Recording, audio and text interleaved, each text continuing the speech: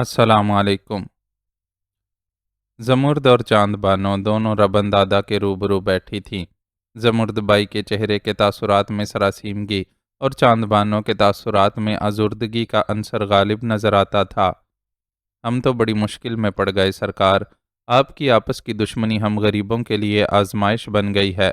ساری لڑکیاں اور ملازم خوفزدہ ہیں کہ جانے آگے کیا ہونے والا ہے۔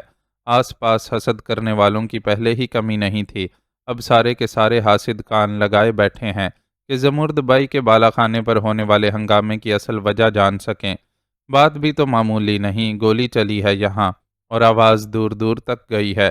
وہ تو میرے مولا نے خیر کی کہ کوئی غریب ملازم گولی کی زد میں نہیں آ گیا، ورنہ میں اکیلی عورت کہاں تھانے چوکی کے چکر میں پڑتی۔ اب بھی کوئی کم پریشانی نہیں ہے، مجو دادا صاف صاف دھمکیاں دے گیا ہے کہ بعد کو ہم سے نمٹ لے گا۔ اکیلے مجو دادا کی بات ہوتی تو پھر بھی چلو میں کوئی نہ کوئی حل نکال لیتی، لیکن ادھر تو گورے افسر کا بھی مسئلہ ہے۔ ان گوروں کا راج چلتا ہے پورے ہندوستان میں، وہ چاہے گا تو ہمیں اس بازار سے ہی نکلوا دے گا۔ اب آپ ہی بتائیں سرکار کہ یہ ٹھکانہ ہاتھ سے نکل گیا تو ہم سارے کے سارے کدھر جائیں گے؟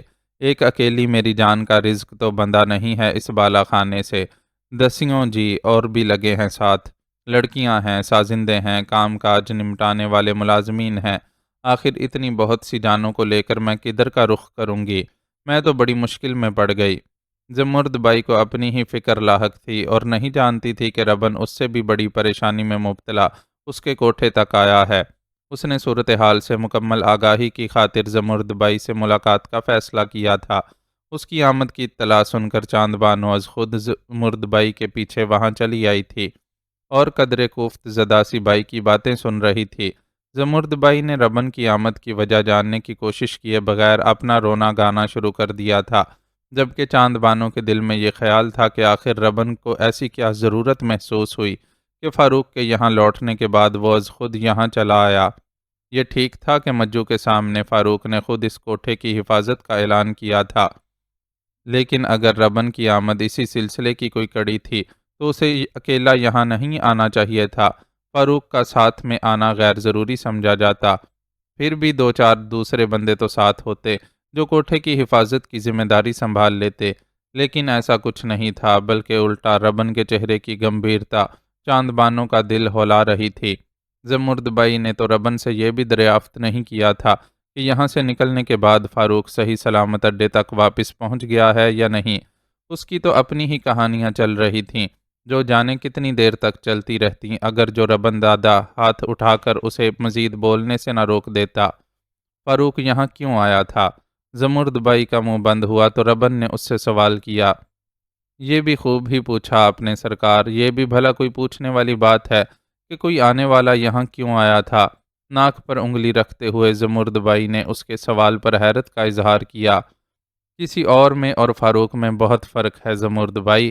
فاروق ان لوگوں میں سے نہیں ہے جو دل بہلانے کو اس بازار کا رخ کرتے ہیں۔ اگر وہ یہاں آیا تھا تو اس کے پیچھے کوئی خاص وجہ ہوگی، اور میں وہ وجہ جاننا چاہتا ہوں۔ ربن نے دو ٹوک لہجے میں اپنی آمد کا مقصد بیان کیا۔ وہ ہمارے بے حد اصرار پر بڑی مجبوری میں یہاں آئے تھے دادا۔ اس سے قبل کہ زمرد بائی ربن کو گھما پھرا کر کوئی جواب دیتی، چاند بانو نے اعتراف کر لیا اور جھکی نظروں سے بتانے لگی، نانا کے پاڑے پر سجنے والی محفل میں ہم نے انہیں دیکھا تھا اور وہیں اپنا دل ہار بیٹھے تھے۔ ہم نے اسی وقت اپنے ایک خاص ملازم کے ہاتھ انہیں رکا پہنچا کر ملاقات کی درخواست بھی کر ڈالی تھی، لیکن جب ان پر ہماری درخواست کا کوئی اثر نہیں ہوا تو ہم پر ضد سوار ہو گئی اور کسی نہ کسی طور ہم نے انہیں راضی کر ہی لیا کہ وہ صرف ایک بار یہاں آ کر ہم سے مل لیں۔ ہماری التجا پر وہ صرف ایک ملاقات کرنے کی خاطر یہاں تک آئے تھے، لیکن بڑی مشکل میں گرفتار ہو گئے۔ یہ ان کی جرت اور بہادری ہی تھی کہ اتنی خراب صورتحال کو سنبھال لیا اور دسیوں دشمنوں پر قابو پا کر یہاں سے نکلنے میں کامیاب ہو گئے۔ وہ خیریت سے آپ تک پہنچ تو گئے ہیں نا؟ چاند بانو کے لہجے میں وہی تشویش تھی جو کوئی محبت کرنے والا اپنے محبوب کے لیے محسوس کرتا ہے۔ اب ان کو یہاں ہونے والے لفڑے کی ساری تفصیل بتاؤ لڑکی۔ اس کے سوال کو نظر انداز کرتے ہوئے ربن نے اس سے مطالبہ کیا تو وہ دھیرے دھیرے سارا واقعہ سنانے لگی۔ رام داس کوچبان کے ذریعے اس کے علم میں صرف وہی کچھ آیا تھا جو اس بالا خانے سے باہر پیش آیا تھا۔ چاند بانو کی سنائی گئی تفصیل نے ساری تصویر واضح کر دی۔ بتائیے نا دادا کہ وہ خیریت سے پہنچ گئے ہیں یا نہیں؟ سب سن کر دل ہی دل میں حساب کتاب کرتے ربن کی خاموشی محسوس کر کے چاند بانو نے بے چینی سے دریافت کیا۔ نہیں، وہ خیریت سے اپن تک نہیں پہنچا، تبھی تو اپن ادھر دوڑا آیا ہے۔ اسے جواب دیتے ہوئے ربن دادا نے کوچبان کی زبانی علم میں آنے والے حالات اختصار سے بیان کر دیے۔ فاروق کے غیاب کی خبر سن کر چاند بانو نے بے ساختہ ہی اپنے سینے پر ہاتھ رکھ لیا اور اس کے خوبصورت نینوں سے ٹپاٹپ آنسو گرنے لگے۔ یہ سب ہماری وجہ سے ہوا ہے، نہ ہم اتنا اصرار کر کے انہیں یہاں آنے پر مجبور کرتے، نہ ہی وہ اس مشکل میں پڑتے۔ اس کے لہجے میں بے پناہ پچھتاوا تھا۔ نصیب سے بھاگ کر آدمی کدھر جا سکتا ہے؟ جو اس کے نصیب میں تھا سو ہوا۔ اب تو یہ دعا کرو کہ وہ جہاں ہو خیریت سے ہو اور ہم اسے ڈھونڈ لانے میں کامیاب ہو جائیں۔ ربن عام آدمی نہیں تھا کہ چاند بانو کے اعتراف کو اس کا جرم بنا ڈالتا۔ اس نے ایک زمانہ دیکھ رکھا تھا اور سمجھتا تھا کہ وہ سچ مچ فاروق کے آگے اتنی بری طرح دل ہار گئی ہوگی کہ ہزار جتن کر کے اسے کسی نہ کسی طور ایک ملاقات پر راضی کر لیا ہوگا۔ اس کے بعد آگے جو کچھ پیش آیا وہ محض اتفاق تھا جسے نصیب کا لکھا ہی قرار دیا جا سکتا تھا، اور نصیب کے لکھے کے لیے کسی بے بس کو الزام دینا بھلا کہاں کا اصول تھا۔ چنانچہ اپنے دل کی ابتر کیفیت کے باوجود اس نے چاند بانو کو دلاسا دیا۔ اس کی بات سن کر چاند بانو کے گلاب کی پنکھڑیوں سے ہونٹ محض لرز کر رہ گئے اور کوئی آواز نہ نکل سکی۔ اب معلوم نہیں ان لرزیدہ ہونٹوں سے اس نے ربن سے کچھ کہنا چاہا تھا یا اس کی حسب ہدایت فاروق کے لیے کوئی دعا مانگی تھی۔ اس بالا خانے کی حفاظت کا کیا ہوگا سرکار؟ ربن دادا واپسی کے لیے کھڑا ہوا تھا کہ زمرد بائی نے یاد دہانی کروانے والے انداز میں اس سے دریافت کیا۔ اپنے بندے ادھر پہنچ جائیں گے۔ اپنے دل کے ٹکڑے نے تم سے جو وعدہ کیا تھا اپن اسے پورا کیے بغیر کیسے رہ سکتا ہے؟ ربن نے سنجیدگی سے اسے جواب دیا اور تیز تیز قدموں سے باہر کی طرف بڑھ گیا۔ رات خاصی گہری ہو چکی تھی، لیکن جن کے دلوں میں آگ لگی ہو وہ کہاں چین سے بیٹھ سکتے ہیں؟ ربن کو بھی کسی طرح قرار نہیں تھا۔ اس بے قراری کو سینے میں چھپائے وہ زمرد بائی کے کوٹھے سے سیدھا نانا کے پاڑے کی طرف روانہ ہو گیا۔ راموں کی پہلے سے موجودگی کے باعث وہاں سب کو اس کی آمد کے بارے میں علم تھا۔ چنانچہ گلی میں ہی ہاتھوں ہاتھ لیا گیا اور فوراً ہی نانا تک پہنچا دیا گیا۔ نانا نے بڑی دلجوئی کرنے والے انداز میں اس سے معانقہ کیا اور ہاتھ پکڑ کر اپنے پہلو میں ہی بٹھا لیا تھا۔ بندے کو پیغام بھجوا دیا ہے، تھوڑی دیر میں پہنچتا ہی ہوگا۔ اپن نے کہلوا دیا ہے کہ پوری جانکاری لے کر ادھر آئے، اس لیے اسے تھوڑا سمے لگ گیا ہے، ورنہ اپنے بلاوے پر تو فوراً سر کے بل دوڑا آتا ہے۔ ربن کا ہاتھ اپنے ہاتھ سے دباتے ہوئے نانا نے آہستہ سے اسے بتایا۔ جواباً وہ محض سر ہلا کر رہ گیا۔ انتظار کا ایک ایک پل اس پر بھاری تھا۔ نانا کے ایک آدمی نے خوشبودار قہوہ لا کر پیش کیا تو اس کی طرف بھی ہاتھ نہ بڑھایا۔ ایسا کیا دادا، تھوڑا ہمت سے کام لو، تمہارا لونڈا تمہارے کو مل جائے گا۔ وہ صرف تمہارا نہیں اپنا بھی بچہ ہے۔ اس دن دعوت پر آیا تھا تو اپنے من کو بھی بہت بھایا تھا۔ اپن کوئی اسے اس کے حال پر چھوڑنے والا تھوڑی ہے۔ بھگوان کی سوگند، جب تک وہ تم تک پہنچ نہیں جاتا اپن بھی چین سے نہیں بیٹھے گا۔ اس کی کیفیت کو محسوس کر کے نانا اسے دلاسا دینے لگا۔ اس کے ایک بار مزید اصرار پر ربن نے قہوے کی پیالی تھام لی۔ رامو اور نانا نے بھی ساتھ دیا اور تینوں چھوٹی چھوٹی چسکیاں بھرنے لگے۔ خوش ذائقہ و خوشبودار قہوہ اس وقت بہت بے دلی سے بس ایک دوسرے کی خاطر ہی حلق سے اتارا جا رہا تھا۔ قہوے کی پیالیاں خالی ہونے سے قبل ہی درمیانی قامت اور سانولی رنگت کے ایک آدمی کو ان کے سامنے پیش کر دیا گیا۔ وہ یقیناً ربن کو پہچانتا تھا، چنانچہ نانا کے ساتھ اسے بھی نہایت ادب سے پرنام کیا۔ ہاں بھئی سوریا، کیا خبر لایا ہے؟ اپنا کام ہوا یا نہیں؟ نانا نے باروب لہجے میں اس سے دریافت کیا۔ تم کوئی کام بولو اور اپن اسے نہ کرے، ایسا کیسے ہو سکتا ہے نانا؟ تمہارے حکم پر تو اپن اپنی جان بھی دے سکتا ہے۔ اس نے نہایت عقیدت مندانہ لہجے میں نانا کی بات کا جواب دیا۔ اصل میں نانا کی حیثیت اس کے لیے ایک محسن کی سی تھی۔ چند برس قبل جب وہ بہت معمولی سا گنڈا تھا اور نیا نیا مجو کے اڈے سے وابستہ ہوا تھا، اس کے سر پر ایک بڑی مصیبت آن پڑی تھی۔ کچھ گنڈوں نے اس کی چھوٹی بہن کو تاڑ لیا تھا۔ وہ آتے جاتے اس بیچاری کو تنگ کرنے لگے تھے۔ بیزار ہو کر اس نے گھر سے نکلنا ہی کم کر دیا، لیکن گھر کی چار دیواری میں بھی کم بخت اسے چین سے نہیں بیٹھنے دے رہے تھے۔ دروازے کے باہر کھڑے ہو کر واہیات فکرے کسنا اور گھر کے اندر الٹی سیدھی چیزیں پھینکنا ان کا محبوب مشغلہ بن گیا تھا۔ سوریہ ان دنوں مجو کے اڈے پر اپنی جگہ بنانے کے چکر میں تھا، اس لیے دن رات کا بیشتر حصہ وہیں گزارتا تھا۔ اسے کچھ خبر نہیں تھی کہ اس کے گھر میں کیا پریشانی چل رہی ہے اور جوان بہن اور بوڑھی ماں کس مشکل میں مبتلا ہیں۔ اس کے مزاج کی تیزی کی وجہ سے ماں اور بہن نے بھی اسے کچھ نہیں بتایا تھا اور خاموشی سے سب کچھ سہ رہی تھیں۔ لیکن ایسی باتیں کب تک چھپتی ہیں؟ ایک دن اتفاق سے سوریہ دن کی روشنی میں گھر کی طرف آ نکلا اور اس نے اپنے دروازے پر کھڑے بےہودہ فکرے کستے گنڈوں کو دیکھ لیا۔ ایسے میں بھلا اس کے لیے خاموش رہنا کیسے ممکن تھا؟ وہ اپنے اناڑی پن اور ان گنڈوں کی تعداد کو خاطر میں لائے بغیر ان سے بھیڑ گیا۔ نیا نیا چاقو تھامنا سیکھا تھا، چار چار مشٹنڈوں سے مقابلہ کیسے کر پاتا؟ نتیجے میں اچھا خاصا زخمی ہو گیا۔ بند دروازے کے پیچھے کانپتی لرزتی ماں بہن اسے زخمی دیکھ کر اندر کیسے رک سکتی تھیں؟ چنانچہ گھبراہٹ میں باہر نکل آئیں۔ اس کی بہن کو سامنے پا کر گنڈوں نے اعلان کر دیا کہ وہ لڑکی کو اپنے ساتھ اٹھا کر لے جا رہے ہیں۔ جس مائی کے لال میں ہمت ہو ان کا راستہ روکنے کی کوشش کر دیکھے۔ سوریہ اپنے ہی خون میں لت پت پڑا خاک چاٹ رہا تھا۔ بہن کی ڈھال کیسے بنتا؟ بوڑھی کمزور ماں ان گنڈوں کے قدموں میں گر کر رحم کی التجا کرنے کے سوا کیا کرنے کے لائق تھی؟ محلے والوں کی حیثیت بھی تماش بینوں سے زیادہ نہیں تھی کہ ان میں سے کوئی بھی پرائی آگ میں ہاتھ ڈال کر اپنا گھر خاک کروانے کی حماقت نہیں کر سکتا تھا۔ ایسے میں نانا کا وہاں سے اتفاقیہ گزر سوریہ کی بہن کو بچانے کا سبب بن گیا۔ سوریہ کو سیکنڈوں میں پچھاڑ دینے والے گنڈے نانا کی مہارت کے سامنے چند منٹ سے زیادہ نہ ٹھہر سکے اور اپنے اپنے زخموں کو چاٹتے مشکل سے جان بچا کر وہاں سے نکلے۔ بعد میں سوریہ کو ہسپتال پہنچانے اور اس کے علاج معالجے کی ذمہ داری اٹھانے کے علاوہ نانا نے اس کی بہن کی حفاظت کی ذمہ داری بھی اپنے سر لے لی۔ نانا کا نام سامنے آنے کے بعد کس کی ہمت تھی کہ دوبارہ اس طرف کا رخ کرتا؟ صحت یاب ہونے کے بعد سوریہ نانا کے قدموں سے لپٹ گیا کہ نانا اسے اپنی شاگردی میں لے لے، لیکن اس کی مجو کے اڈے سے وابستگی نانا کے علم میں آ چکی تھی، سو اس نے اس درخواست کو منظور نہیں کیا اور سوریہ کو ہدایت کی کہ جس کھونٹے سے بندھ گیا ہے اب اسی سے بندھا رہے، ضرورت پڑنے پر وہ خود اسے خدمت کا موقع دے گا۔ بعد میں نانا نے سوریہ کی بہن کی شادی بھی اپنے خرچے پر کروائی اور اسے مکمل طور پر اپنا بے دام غلام بنا ڈالا۔ نانا کے حکم کی وجہ سے سوریہ جڑا تو مجو کے اڈے سے ہی رہا، لیکن اس کی جذباتی وابستگی نانا کے ساتھ رہی۔ اس کی خواہش پر نانا نے اسے اپنے فن کے چند کمالات بھی سکھائے، لیکن کبھی کوئی بڑا کام نہیں لیا۔ کام کے بندوں کی اس کے پاس کوئی کمی نہیں تھی، لیکن اب وہ وقت آ گیا تھا کہ سوریہ اس کے احسان کا بدلہ اتارتا اور انہیں فاروق کے سلسلے میں درکار معلومات فراہم کرتا۔ پھر کیا جانکاری کر کے آیا ہے؟ تو لونڈے کے بارے میں کدھری لے گیا ہے وہ گورا افسر اسے اپنے ساتھ؟ سوریہ کا فدویانہ انداز نانا کے لیے کوئی نئی بات نہیں تھی، اس لیے بے نیازی سے پوچھا۔ وہ ادھر اسٹیشن والے تھانے میں ہے۔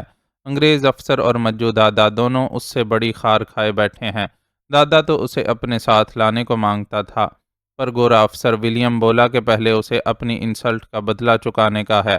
اپن کو لگتا ہے کہ ادھر تھانے میں اس کی ٹھیک ٹھاک دھنا دن ہو رہی ہے، پر مجو دادا کو اتنے پر چین نہیں آنے والا۔ اس نے ولیم کو راضی کر لیا ہے کہ سویرے تک لڑکا اس کے حوالے کر دیا جائے گا۔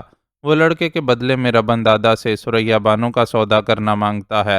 اسے معلوم ہے کہ ربن دادا اس لونڈے کو بہت چاہتا ہے، اس لیے سمجھتا ہے کہ اس کے بدلے میں دادا سے کچھ بھی حاصل کر سکتا ہے۔ ربن اور رامو کی طرف کنکھیوں سے دیکھتے ہوئے سوریہ نے اپنی حاصل کردہ معلومات فراہم کی۔ اس کی فراہم کردہ معلومات پر ربن کی کنپٹی کی رگیں ابھر آئیں اور اندازہ ہونے لگا کہ وہ کتنے اشتعال میں ہے، لیکن زبان سے اس نے کسی قسم کا اظہار نہیں کیا۔ بس اتنا ہی ہے یا اور بھی کچھ ہے تیرے پاس بکنے کے لیے؟ نانا نے اسے گھورتے ہوئے پوچھا۔ اور کیا ہوئے گا نانا، اپن نے سب پورا پورا بول دیا ہے۔ سوریہ جزبز ہوا۔ وہ حرام کا جنا مجو دوبارہ ربن دادا کے علاقے میں گھسنے کی تو نہیں سوچ رہا ہے؟ نانا نے اس سے دریافت کیا۔ نہ ابھی ایسا کچھ نہیں ہے، ابھی تو پہلی بار جانے والے ہی بیٹھے اپنے زخم چاٹ رہے ہیں، ابھی کسی میں اتنا دم ہی نہیں کہ ایسا کچھ سوچ سکے۔ تو شامل نہیں تھا پہلی بار حملہ کرنے والوں میں؟ رامو نے بالکل اچانک ہی اسے خشمگین نگاہوں سے گھورتے ہوئے پوچھ ڈالا۔ توبہ کرو استاد توبہ، اپن کیسے ایسی غلطی کر سکتا ہے؟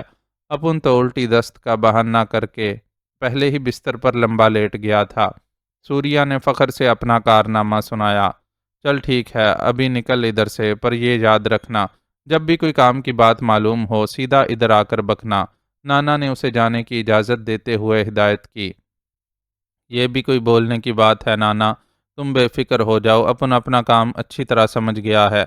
سوریا نے یقین دہانی کروائی اور باری باری ان تینوں کے پیر چھو کر باہر نکل گیا۔ چل رامو، ابھی رات ہی رات میں اپن کو بھی بہت کام کرنا ہے۔ اس کے روانہ ہوتے ہی ربن بھی اٹھ کھڑا ہوا۔ اپن کے کرنے کو کچھ ہو تو بولو دادا۔ نانا نے بھی کھڑے ہو کر اس کے شانے پر ہاتھ رکھتے ہوئے نہایت خلوص سے دریافت کیا۔ تم نے جتنا کر دیا یہ بہت ہے، اصل کام تو فاروق کا پتہ لگانا تھا، آگے اپن خود سب دیکھ لے گا۔ اتنا بے بس نہیں ہوں اپن کہ کوئی اپنے شہزادے کو تھانے میں لے جا کر بند کر دے اور اپن ہاتھ پر ہاتھ رکھے بیٹھا رہ جائے۔ ربن نے سرخ آنکھوں کے ساتھ اسے جواب دیا۔ ٹھیک ہے دادا، ابھی تو تم یہ کام دیکھو، اس کے بعد اپن مل کر مجو کا کوئی انتظام کرے گا۔ اس کو بہت ڈھیل دے دیا ہے، اب اور نہیں چھوڑ سکتا۔ نانا نے اپنے عزم کا اظہار کیا۔ ربن کو مجو کا بندوبست کرنے سے زیادہ فی الحال فاروق کی فکر تھی، سو اس موضوع پر مزید بات کیے بغیر وہاں سے روانہ ہو گیا۔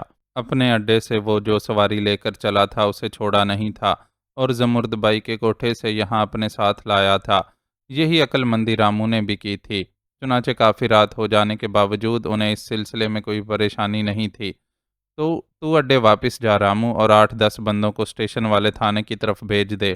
ان سے کہنا کہ صرف باہر ہی باہر رہ کر نگرانی کرنی ہے اور خیال رکھنا ہے کہ مجو یا اس کے ساتھی فاروق کو اپنے ساتھ لے کر نہ نکل جائیں۔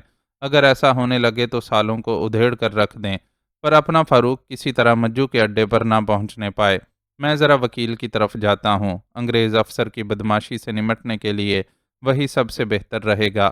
اس نے رامو کو ہدایت دینے کے ساتھ اپنے پروگرام سے بھی آگاہ کیا تو رامو سمجھ گیا کہ ربن سرکار سے براہ راست جھگڑا مول لینے کو تیار نہیں ہے اور سب کچھ قاعدے کرینے سے کرنا چاہتا ہے، ورنہ اس کے آدمی تو اتنے بے جگر تھے کہ تھانے میں گھس کر بھی فاروق کو باہر نکال سکتے تھے، لیکن شاید یہ مناسب نہ ہوتا۔ وہ لوگ کتنے ہی منظم سہی لیکن سرکار سے ٹکر لے کر مشکل میں پڑ جاتے۔ انگریزوں کا ویسے ہی کچھ پتہ نہیں تھا کہ اپنے غلام ہندوستانیوں سے کب کیسا سلوک کر جائیں۔ ان میں زیادہ تر تو حکمرانی کے نشے میں ہی چور رہتے تھے، لیکن کچھ ایسے بھی تھے جو قواعد و قوانین کی پابندی کو پسند کرتے تھے۔ حکمرانی کا نشہ اگرچہ مستقل جاری آزادی کی تحریک کی وجہ سے کسی حد تک ٹوٹنے لگا تھا اور بدلتی ہوئی صورتحال پر انگریز سرکار قدرے گھبراہٹ کا شکار تھی، پھر بھی احتیاط ہی بہتر تھی۔ کم از کم انہیں ایسا کوئی طریقہ کار اختیار نہیں کرنا تھا کہ انصاف پسندوں کی ہمدردی و حمایت سے محروم ہو جاتے۔ یوں بھی وہ کون سے معاشرے کے معززین میں شمار ہوتے تھے۔ اڈے پاڑے کی دنیا کا آدمی کتنا ہی وزادار اور مہذب ہو، معاشرے اور قانون کی نظروں میں تو ہمیشہ مشکوک اور نامعتبر ہی ٹھہرتا ہے۔ ہاں، آدمی ربن جیسا ہو تو مشکل سے مشکل حالات میں بھی دماغ کو حاضر رکھ کر بقا کی کوئی نہ کوئی راہ نکال لیتا ہے۔ اپنے قابل اور ذہین وکیل کی مدد سے اب بھی وہ یقیناً ایسی ہی کوئی راہ نکالنے گیا تھا اور پیچھے رامو کو اپنی ذمہ داری نبھانی تھی۔ ربن کی ہدایات پر منوعن عمل ہوا اور فاروق کی محبت سے چور ساتھیوں کے جذبات کو بھی باندھ کر رکھا جائے، یہ ان حالات میں بہت ضروری تھا۔ اڈے پر واپس پہنچ کر اپنی یہ ذمہ داری نبھانے سے قبل اسے جوزفین کی موت کی افسوسناک خبر سننی پڑی۔ یہ اطلاع اسے انہی 2 افراد نے فراہم کی تھی جو ربن کی ہدایت پر جوزف کی ہر طرح کی مالی اور اخلاقی معاونت کے لیے ہسپتال میں موجود تھے۔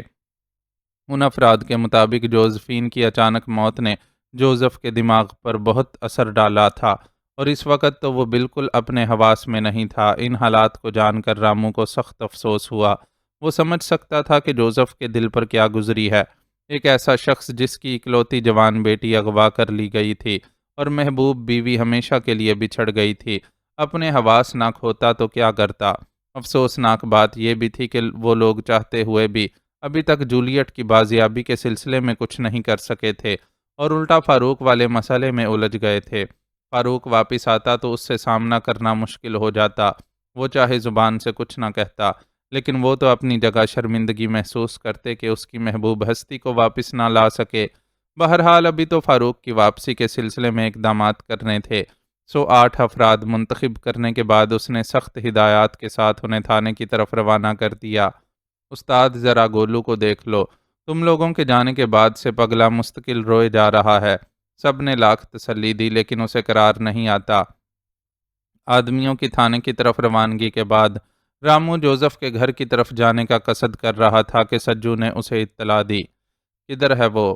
اس اطلاع پر رامو نے چونک کر تشویش سے پوچھا۔ گولو کی فاروق سے بے تحاشا محبت کوئی ڈھکی چھپی بات نہیں تھی، چنانچہ طے تھا کہ وہ اس وقت شدید صدمے کی کیفیت میں ہوگا۔ اوپر فاروق بھائی کے کمرے میں ہے۔ سجو نے اس کے سوال کا جواب دیا تو وہ سیڑھیاں چڑھ کر اوپر پہنچ گیا۔ گولو فاروق کے بستر ہی پر اوندے منہ لیٹا ہوا تھا اور اس کا ہولے ہولے لرزتا جسم گواہی دے رہا تھا کہ اب بھی اس کا رونا جاری ہے۔ گولو، رامو نے محبت سے اسے پکارا تو وہ تڑپ کر بستر سے اٹھا۔ اس کی آنسوؤں سے بھری سرخ آنکھیں دیکھ کر رامو کے دل کو دھچکا سا لگا۔ اسے خود بھی تو فاروق کم عزیز نہیں تھا، لیکن بس وہ میدان عمل کا آدمی ہو کر اس طرح بیٹھ کر آنسو نہیں بہا سکتا تھا۔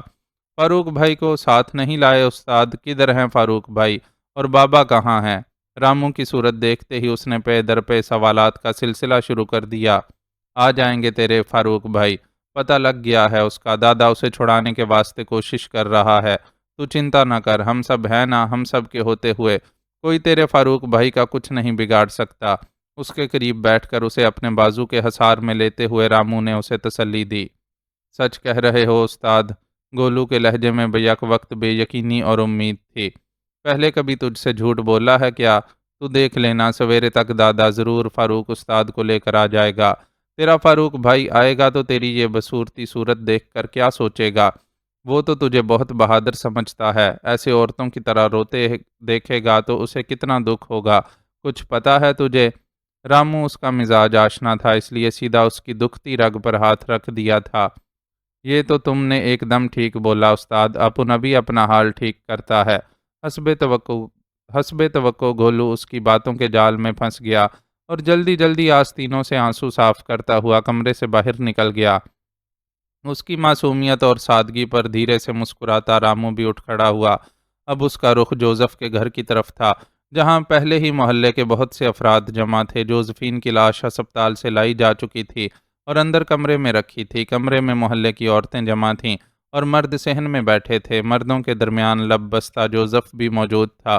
اس کی آنکھوں میں ویرانی تھی اور آنسو غم کی انتہا پر پہنچ کر بالکل خشک ہو چکے تھے۔ رامو اس کے قریب ہی بیٹھ گیا اور دلاسا دینے کے انداز میں اس کے بازو کو تھپکا، لیکن جوزف نے کسی طرح کا رد عمل ظاہر نہیں کیا۔ ایسا لگتا تھا کہ غم کی شدت نے اسے پتھرا کر رکھ دیا ہو۔ پہاڑ ٹوٹ پڑا ہے بیچارے پر، جب سے ہسپتال سے آیا ہے سکتے کی حالت میں بیٹھا ہے، نہ روتا ہے نہ کسی سے کچھ بولتا ہے۔ غلام چاچا نے افسردہ لہجے میں رامو کو بتایا تو اس نے سر کو تفہیمی جنبش دی، پھر بولا، اس بیچارے کو ہوش نہیں، پر کفن دفن کا تو کچھ کرنا ہوگا نا۔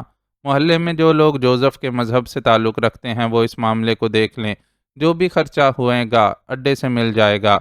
خرچے کا مسئلہ نہیں ہے استاد، خرچہ تو محلے والے مل کر بھی اٹھا لیں گے اور کفن دفن بھی ہو جائے گا، لیکن اصل فکر تو اس کی بیٹی کی ہے، کسی طرح وہ واپس مل جائے۔ وہ آ گئی تو جوزف بھی سنبھل جائے گا۔ تم ٹھیک بول رہے ہو چاچا، لیکن سمجھ نہیں آتا کہ لڑکی کو کدھری جا کر ڈھونڈیں۔ آس پاس جتنے لوگوں سے پوچھا کوئی کچھ نہیں بتا پایا۔ اب تو ایک ہی اپائے ہے کہ پولیس میں رپٹ کرا دیں، پر پولیس بھی تو تب ہی کچھ کر سکے گی نا جب یہ منہ سے کچھ پھوٹے گا۔ کچھ نہ کچھ تو پتا ہوئے گا نا اسے کہ کون دشمن تھا جو ایسی جی داری سے لڑکی کو اٹھا کر لے گیا۔ یہ تھوڑا آگے پیچھے کا خبر دے تو اپن بھی کچھ کر سکیں گا۔ اپن کو بھی کم چنتا نہیں ہے، اس کی پر سالے ہاتھ پیر بالکل بندھے ہیں، کوئی راستہ ہی دکھائی نہیں پڑتا۔ غلام چاچا کی بات کے جواب میں رامو نے پوری تقریر کر ڈالی، لیکن جوزف نے کوئی جواب نہیں دیا۔ ایسا لگتا تھا کہ اس کا دماغ بالکل معاف ہو چکا ہے اور وہ سب کے درمیان بیٹھا ہونے کے باوجود کچھ بھی سننے سے قاصر ہے۔ تمہاری بات بھی ٹھیک ہے استاد، لیکن کوئی کیا کر سکتا ہے؟ بیچارے کو دو اتنے بڑے صدمے ایک ساتھ جھیلنے پڑے ہیں کہ حواسوں میں ہی نہیں رہا۔ حواس کا اس طرح سے چھن جانا آدمی کے اپنے اختیار میں تو نہیں ہوتا نا۔ غلام چاچا نے جوزف کی وکالت کی تو رامو نے خاموشی اختیار کر لی، پھر کچھ دیر بعد وہاں سے جانے کے لیے اٹھ کھڑا ہوا۔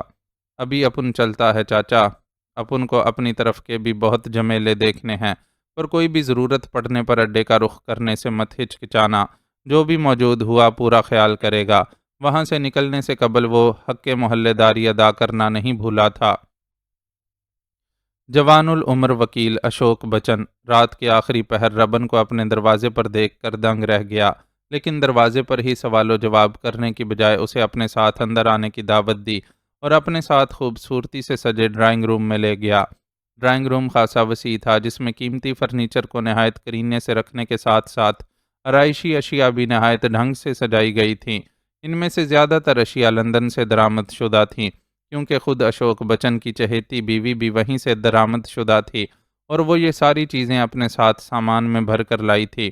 اشوک اور سوزی کی شادی اصل میں ان کے دھواں دھار عشق کا نتیجہ تھا، اور یہ عشق اس وقت شروع ہوا تھا جب اشوک وکالت کی ڈگری کے لیے انگلستان میں قیام پذیر تھا۔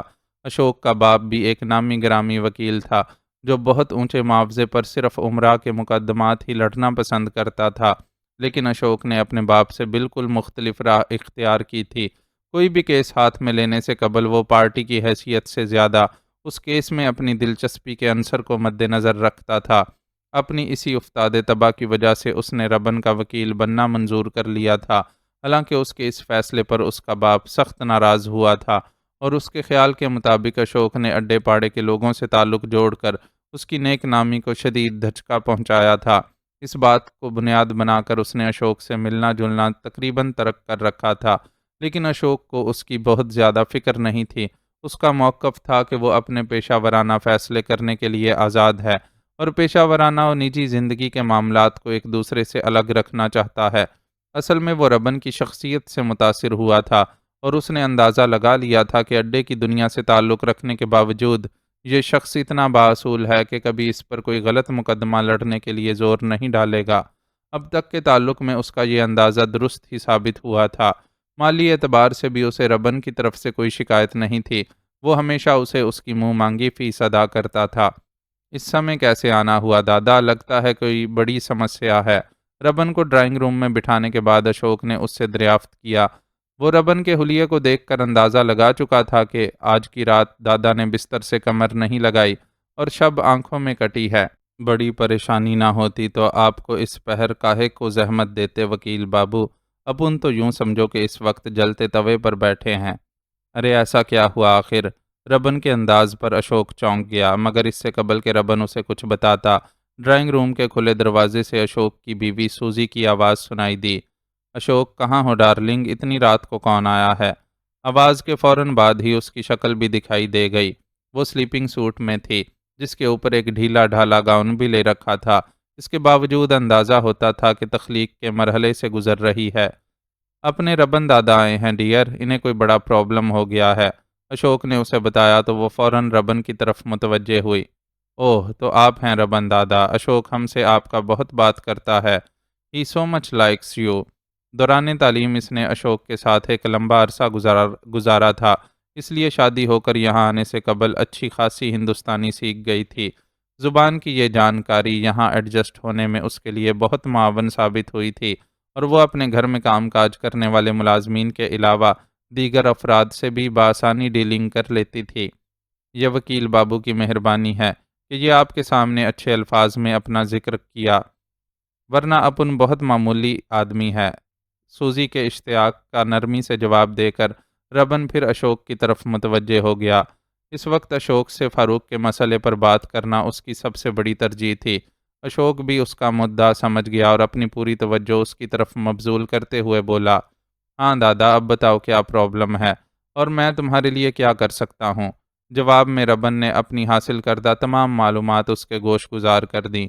سوزی بھی اشوک کے ساتھ والے صوفے پر بیٹھی خاموشی سے سب سنتی رہی۔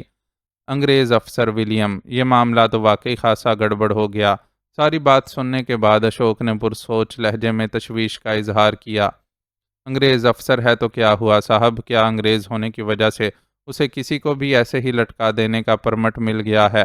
اپن صبح سے پہلے اپنے شہزادے کو اپنے پاس دیکھنا چاہتا ہوں، ورنہ وہ مجو اسے تھانے سے اپنے ساتھ لے جانے کی کوشش کرے گا، اور اپن صاف بتا رہا ہوں کہ اگر ایسا ہوا تو بڑا ہنگامہ ہوئے گا۔ اپن کے آدمی ادھر تھانے کے باہر بالکل الرٹ کھڑے ہیں، اپنے ایک اشارے پر خون کی ندیاں بہا دیں گے۔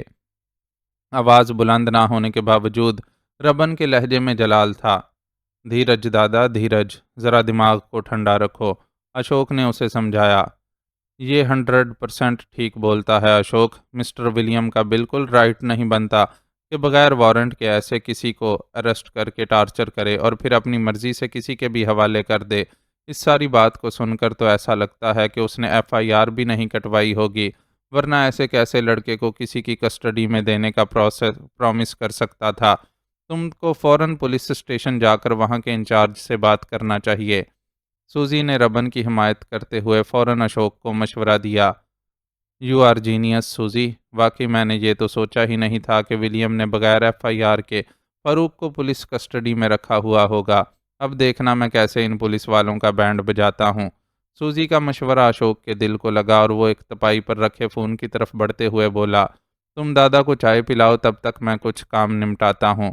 اوکے، ابھی لائی۔ ربن کے روکنے سے قبل سوزی ڈرائنگ روم سے باہر نکل گئی۔ ان کے گھر ملازمین صرف دن کے وقت خدمت انجام دیتے تھے، اس لیے اس وقت اسے ہی چائے تیار کرنی تھی۔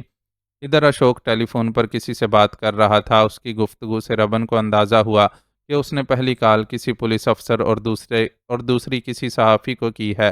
اس نے ان سے متعلقہ تھانے پہنچنے کی درخواست کی تھی، جو صحافی کی طرف سے تو فوراً قبول کر لی گئی تھی، البتہ پولیس افسر نے اشوک سے بہت سے سوالات کیے تھے۔ کام بنتا نظر آ رہا ہے دادا، تم بیٹھو، میں ذرا چینج کر کے آتا ہوں۔ اشوک جوش سے بولتا ہوا ڈرائنگ روم سے باہر نکل گیا۔ اسی وقت سوزی چائے کی ٹرے اٹھائے اندر چلی آئی۔ ٹرے میں چائے کی پیالیوں کے علاوہ ایک پلیٹ میں بسکٹ بھی موجود تھے۔ لیجئے۔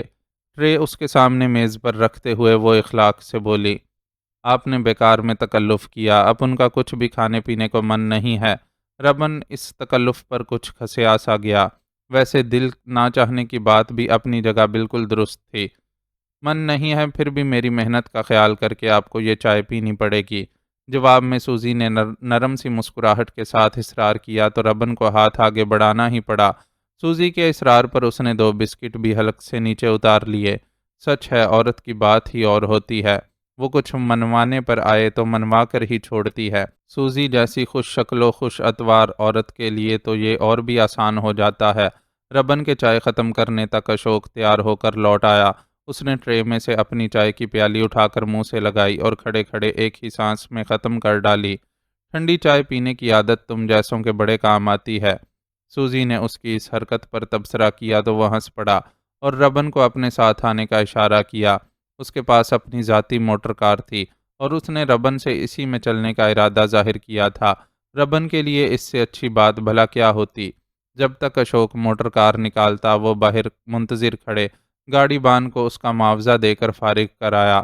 رات بھر کی خاری کے بدلے اس نے اسے اتنی رقم دی تھی کہ وہ ہفتے بھر میں بھی مشکل سے ہی اتنا کما پاتا۔ چنانچہ دعائیں دیتا ہوا وہاں سے رخصت ہوا۔ وکیل اشوک کی موٹر کار میں بیٹھ کر جب وہ اپنے مطلوبہ تھانے پہنچے تو ربن کی تیز نظروں نے ادھر ادھر بکھرے اپنے آدمیوں کو تاڑ لیا۔ انہوں نے بھی اسے دیکھ لیا تھا اور اس کے ساتھ وکیل کو دیکھ کر پر امید ہو گئے تھے۔ ربن کو بھی اطمینان ہوا تھا کہ فاروق ابھی تھانے میں ہی ہے۔ اگر مجو نے اسے یہاں سے لے جانے کی کوشش کی ہوتی تو تھانے کے باہر کا نقشہ یقیناً مختلف ہوتا۔ وہ اشوک کے ساتھ اس کی گاڑی سے اترا تو عین اسی وقت وہاں ایک پولیس جیپ بھی آ کر رکی۔ جیپ کو باوردی ڈرائیور چلا رہا تھا جبکہ ساتھ میں موجود افسرانہ شان والا شخص 2 پیس سوٹ پہنے ہوئے تھا۔ یونیفارم میں نہ ہونے کے باوجود اس کے ہیئر کٹ اور کروفر سے صاف پتہ چل رہا تھا کہ وہ کوئی پولیس آفیسر ہے۔ میں بالکل ٹھیک ٹائم پر پہنچا ہوں۔ جیپ سے اتر کر اس نے اشوک سے ہاتھ ملایا اور خوش دلی سے بولا، پولیس کو ٹائم پر ہی پہنچنا چاہیے۔ اس کی بات کے جواب میں اشوک نے جملہ کسا تو وہ کہا لگا کر ہنس دیا، پھر بولا، ایسا کرو کہ تم فٹافٹ اندر جا کر تھانے دار سے ملاقات کر لو، ورنہ اس تک پہلے ہی میرے آنے کی خبر پہنچ جائے گی اور تمہیں پورا مزہ نہیں آئے گا۔ میں ذرا ٹھہر کر اندر آتا ہوں۔ اوکے سر، اشوک نے مسکراتے ہوئے کہا اور ربن کو لے کر تھانے کے اندر کا رخ کیا۔ یہ SSP چاولہ تھا، پتا جی کے اچھے دوستوں میں سے ہے، اس لیے میری بھی اس سے اچھی جان پہچان ہے۔ اندر کی طرف جاتے ہوئے اس نے ربن کو معلومات فراہم کی۔ چاولہ سے اس نے ربن کا تعارف نہیں کروایا تھا تو یقیناً اس کے نزدیک یہی مناسب ہوگا۔ ربن خود بھی ان اعلیٰ افسروں کے مزاج کو سمجھتا تھا۔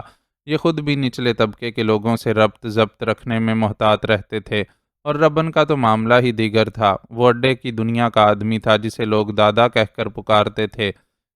ایک پولیس افسر بھلا کسی دادا سے کیسے دوستانہ تعلق رکھ سکتا تھا، چاہے وہ مزاجن انصاف پسند ہی ہوتا؟ میں ایڈوکیٹ اشوک بچن ہوں اور تھانہ انچارج سے ملنا چاہتا ہوں۔ اندر کی طرف جاتے ہوئے ایک سنتری نے ان کا راستہ روکنے کی کوشش کی تو اشوک نے باروب لہجے میں اپنا تعارف کروایا۔ آپ بیٹھیں، میں صاحب کو اطلاع دیتا ہوں۔ سنتری یقیناً اشوک کے لہجے سے متاثر ہوا تھا، چنانچہ ایک طرف پڑی بینچوں کی طرف اشارہ کر کے احترام سے بولا۔ اشوک نے اپنے قدموں کو یوں روک لیا جیسے اس کی درخواست قبول کرنے کا ارادہ رکھتا ہو، لیکن جو ہی سنتری تیز تیز قدموں سے چلتا ہوا ایک کمرے کے دروازے سے اندر داخل ہوا، اشوک بھی ربن کو لیے اس کمرے میں گھس گیا۔ سنتری جو ابھی تھانے دار کو آنے والوں کے بارے میں بتا ہی رہا تھا، اس حرکت پر ہکا بکا رہ گیا، جبکہ تھانے دار پرخشونت نظروں سے ان دونوں کو گھورنے لگا۔ مجھے ایڈوکیٹ اشوک بچن کہتے ہیں اور میں مسٹر فاروق کی ضمانت کے سلسلے میں آیا ہوں، جنہیں کل رات آپ کے تھانے میں لایا گیا تھا۔ تھانے دار کی نظروں کی پرواہ نہ کرتے ہوئے اشوک نے اپنا تعارف کروایا اور خود ہی ایک کرسی کھینچ کر اس کے مقابل بیٹھ گیا۔ ربن نے بھی اس کی تقلید کی۔ اشوک بچن، کہیں آپ ایڈوکیٹ پرتھوی بچن کے بیٹے تو نہیں ہیں؟ تھانے دار نے اس کی طرف غور سے دیکھتے ہوئے محتاط لہجے میں پوچھا۔ پرتھوی بچن جس پائے کا وکیل تھا اس سے سب ہی ڈرتے تھے۔ آپ نے ٹھیک پہچانا، لیکن اس وقت تو میں مسٹر فاروق کے وکیل کی حیثیت سے آپ کے پاس آیا ہوں۔ آپ پلیز مجھے FIR دکھائیں کہ آپ نے انہیں کس جرم کے تحت گرفتار کیا ہے۔ اشوک کا اعتماد قابل داد تھا۔ اپنے والد کے حوالے پر اس نے بہت بے نیازی کا مظاہرہ کیا تھا، جیسے تھانے دار کو جتانا مقصود ہو کہ وہ اپنے باپ کے بغیر بھی بہت کچھ کر سکتا ہے۔ اس نام کے کسی صاحب کو ہم نے گرفتار نہیں کیا، آپ کو شاید غلط انفارمیشن ملی ہے۔ اس بار تھانے دار نے پینترا بدلا اور فاروق کی گرفتاری سے صاف انکار کر دیا۔ آپ کی یادداشت کی بحالی کے لیے میں آپ کو یاد دلاتا ہوں کہ فاروق احمد کو آپ نے مسٹر ولیم کے حکم پر اریسٹ کیا تھا، بلکہ مسٹر ولیم خود اس لڑکے کو آپ کی کسٹڈی میں دے کر گئے تھے۔ اشوک نے ذرا تند لہجہ اختیار کیا۔ اسی وقت سنتری تیزی سے اندر داخل ہوا اور تھانے دار کے پہلو میں کھڑے ہو کر جھک کر سرگوشی میں اس سے کچھ کہا۔ تھانے دار کی پیشانی پر فوراً ہی بل پڑ گئے اور وہ خاصا پریشان دکھائی دینے لگا۔ اس پریشانی کے عالم میں وہ اپنی کرسی سے اٹھا تھا کہ بھاری قدموں کی آواز کے ساتھ SSP چاولہ دروازے پر نمودار ہوا۔ تھانے دار نے عرق آلود پیشانی کے ساتھ پھرتی سے اسے سیلوٹ کیا۔ اوہو، بچن صاحب بھی اتنے سویرے یہاں موجود ہیں، لگتا ہے کوئی خاص بات ہے۔ چاولہ نے اشوک پر نظر ڈالتے ہوئے تبصرہ کیا۔ جی ہاں، اپنے ایک موکل کی ضمانت کے لیے آیا ہوں، لیکن انچارج صاحب گرفتاری سے صاف انکاری ہیں۔ اشوک نے خوش دلی سے اس کی بات کا جواب دیتے ہوئے شکوہ کیا۔ اس وقت دونوں کا انداز ایسا تھا جیسے ابھی ابھی ایک دوسرے سے ملاقات ہوئی ہو۔ اس کے شکوے پر چاولہ نے خشمگی نظروں سے تھانے دار کو گھورا۔ سر وہ مشکل میں پڑ کر ہکلانے لگا۔ میرے ساتھ آؤ، چاولہ نے اسے سخت لہجے میں حکم دیا اور خود تیزی سے باہر کا رخ کیا۔ تھانے دار کو بھی اس کی پیروی کرنی پڑی۔ اس کی اپنے پیچھے موجودگی کا یقین رکھتے ہوئے چاولہ اب تیز قدموں سے اس کمرے کی طرف بڑھ رہا تھا جسے پولیس والے سخت تفتیش کے لیے استعمال کرتے تھے۔ کمرے کے دروازے پر ایک سنتری موجود تھا جس نے چاولہ کو دیکھ کر اسے سلوٹ مارا اور پھر اس کے اشارے پر جھجکتے ہوئے دروازہ کھول دیا۔ دروازہ کھلتے ہی چاولہ کو چھت سے الٹا لٹکا فاروق نظر آ گیا۔ اس کی حالت سے ظاہر تھا کہ وہ کئی گھنٹوں سے اسی طرح لٹکا ہوا ہے۔ "What is this?" چاولہ نے پھاڑ کھانے والے لہجے میں تھانہ انچارج سے دریافت کیا۔ میرا کوئی دوش نہیں سر، اسے رات director of water board mister William اپنے ساتھ لائے تھے۔ ان کا کہنا تھا کہ اس لڑکے کی وجہ سے ان کی سخت انسلٹ ہوئی ہے، اس لیے اسے ٹھیک ٹھاک سزا ملنی چاہیے۔ میں نے ان سے کہا کہ میں FIR کاٹ دیتا ہوں، لیکن انہوں نے منع کر دیا۔ اب آپ بتائیں کہ میں ان کا حکم ماننے کے سوا کیا کر سکتا تھا؟ تھانے دار منہ بسورتے ہوئے اپنی صفائی پیش کرنے لگا۔ ٹھیک کہا تم نے، گورے افسر کے حکم کو تو ٹال ہی نہیں سکتے تھے تم، اور اب تجھ جیسے ایڈیٹ کا کیا پورے پولیس ڈپارٹمنٹ کو بھگتنا پڑے گا۔ اس لڑکے کی ضمانت کے لیے جو وکیل آیا ہے اسے جانتے ہو تم؟ وہ اشوک بچن ہے، پرتھوی بچن کا بیٹا، جو اپنے باپ سے بھی کہیں زیادہ چالاک ہے۔ چاولہ اس پر برسنے لگا۔ "آئی نو سر، میں نے پہچان لیا ہے اور سمجھ نہیں آ رہا کہ کیا کروں۔ ایک طرف یہ ہے تو دوسری طرف مسٹر ولیم۔ تھانے دار کی حالت واقعی پتلی تھی۔ سب سے پہلے اس لڑکے کو نیچے اترواؤ، ایڈیٹ۔ تمہیں اشوک بچن کے کام کرنے کا طریقہ نہیں معلوم ہے کسی بھی سمے اس کا کوئی جرنلسٹ دوست اپنا کیمرہ لے کر یہاں تھانے پہنچ جائے گا اور پھر اس لڑکے کی فوٹو پولیس ڈپارٹمنٹ کے لیے کلنک بنی ہر نیوز پیپر کے فرنٹ پیج پر چھپی ہوگی۔ کیا جواب دو گے تم بغیر ایف آئی آر کے اس شخص کو اتنی بری طرح ٹارچر کرنے پر؟ چاولہ بری طرح دھاڑا تو تھانے دار سر سے پیر تک بہتے پسینے کے ساتھ فاروق کو اتارنے کے سلسلے میں ہدایات دینے لگا۔ وہ نیم بے ہوش تھا اور کسی طور اس لائق نہیں تھا کہ فوری طور پر اپنے قدموں پر کھڑا ہو سکے، اس لیے اسے اتارنے کے بعد سہارا دے کر ایک کرسی پر بٹھا دیا گیا۔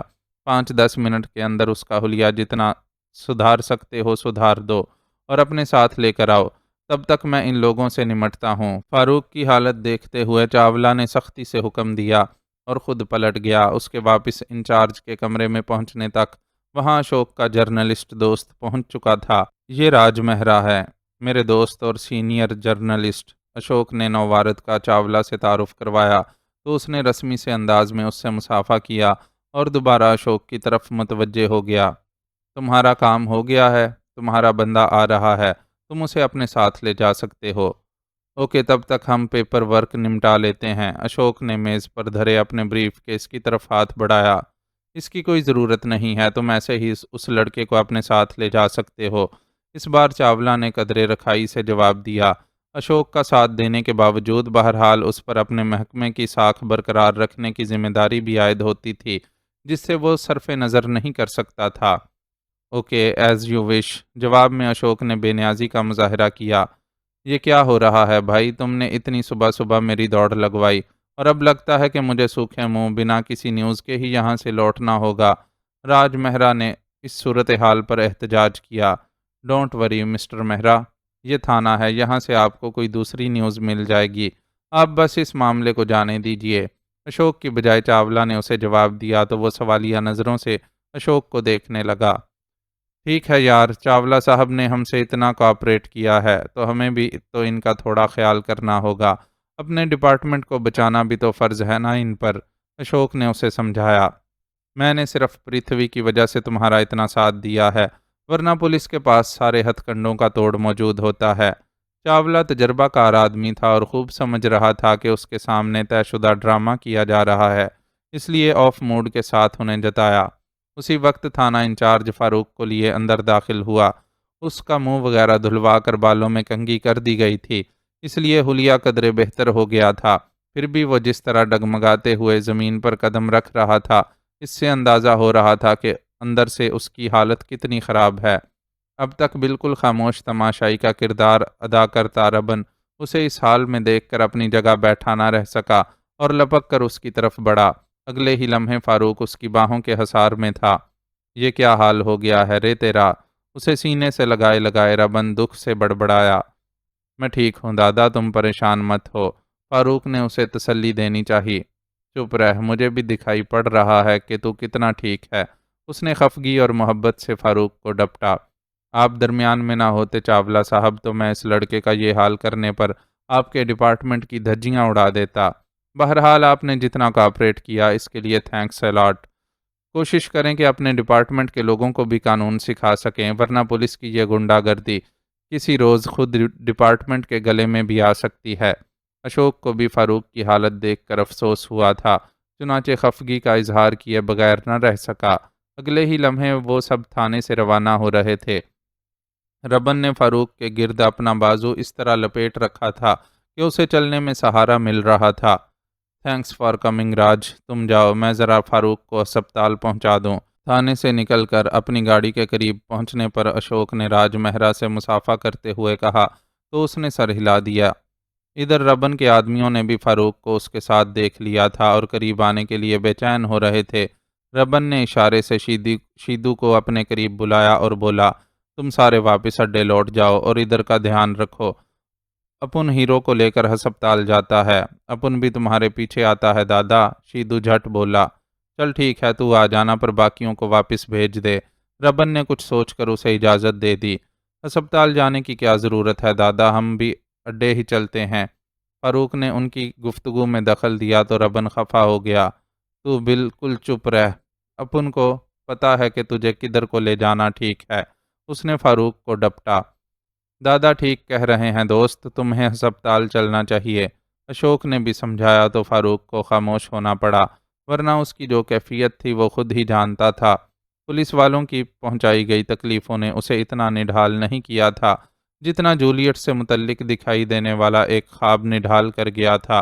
اس کا دل چاہتا تھا کہ وہ جلد از جلد اپنے ٹھکانے پر پہنچ جائے اور کسی طرح جولیٹ کی خبر گیری کرے۔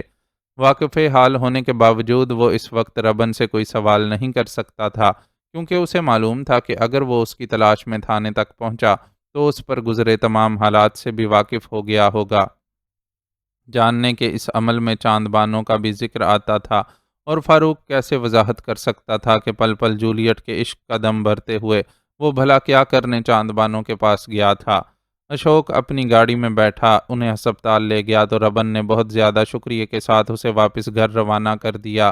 اس معاملے میں مدد پر وہ فیس کی شکل میں جو ادائیگی کرتا وہ تو اپنی جگہ تھی، لیکن احسان مندی کا اظہار اس لیے بھی ضروری تھا کہ اشوک نے اس مسئلے کو حل کرنے کے لیے اپنے ذاتی تعلقات کا استعمال کیا تھا، ورنہ فاروق کی تھانے سے واپسی اتنی آسان ثابت نہ ہوتی۔